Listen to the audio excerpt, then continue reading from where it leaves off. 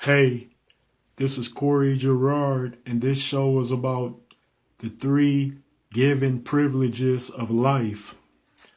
Now, when many are born into this whole reality, they are automatically guaranteed three major privileges in life, regardless of what their social class or status is. And these ensured privileges are 1. Recreation, 2. Education, and 3. Entertainment. So when an infant is born, that very child receives essentials and necessities of a basic and otherwise throughout its growth spans. And when that growth is finished, those particular privileges still remain.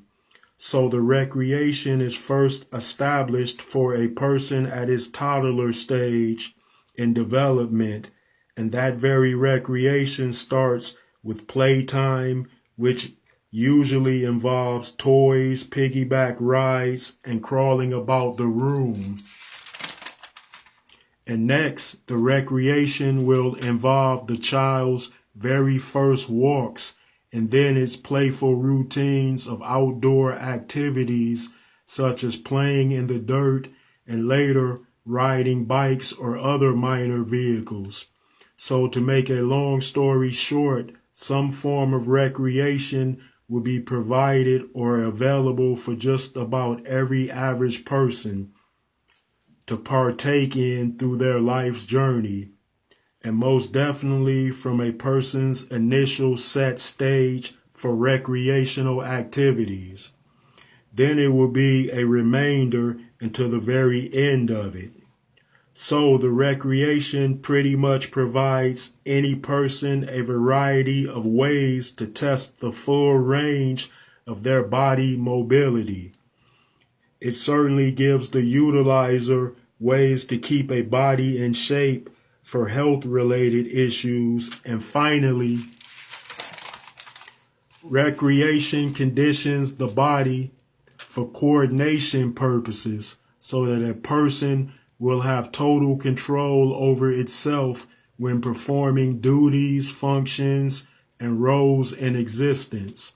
Next, education is considered a primary essential for properly conditioning a person so that he or she would be equipped with academic skills.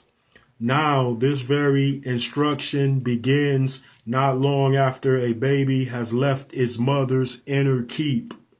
So the first educational lesson for any child involves teaching it how to say mommy or daddy, which affixes names on parent familiars. Yes, these are usually the first words that children learn to familiarize each kid with their attachment placement, which informs the child for purposes of labeling a most recognizable.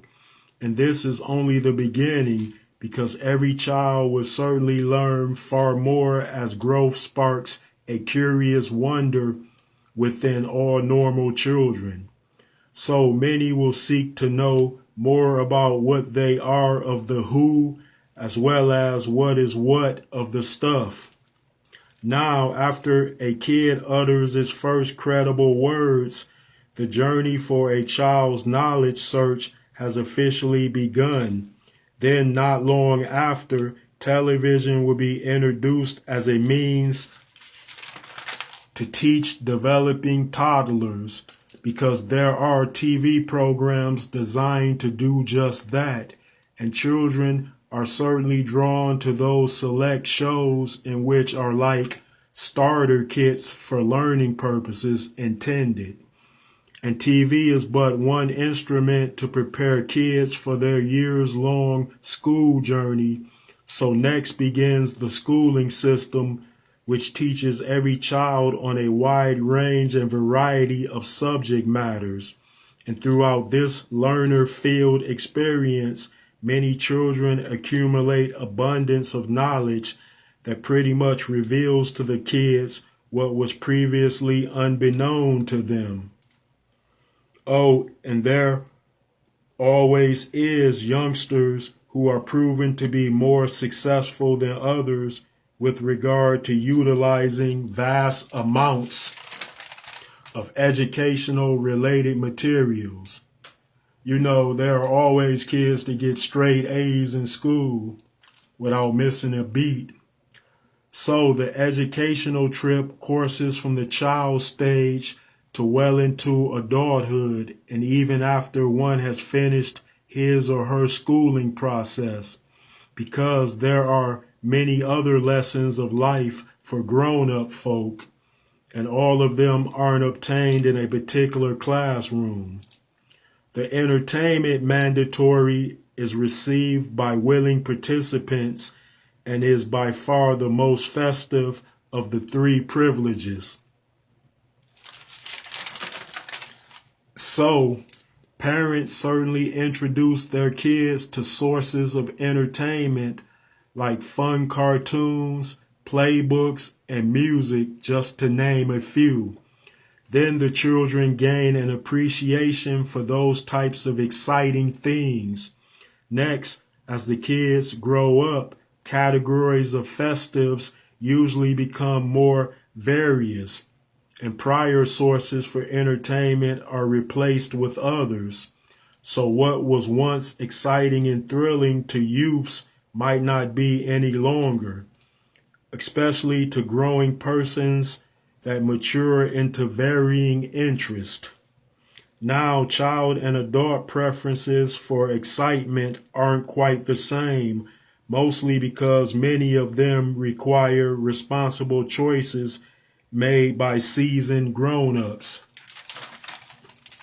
Now, there is no point in naming the differences and similarities regarding selective entertainment for kids and adults, because we all know what they are. But children are inevitably on pace to reach their parents' time set, so these youthfuls will eventually amuse themselves in a similar or same elder fashion.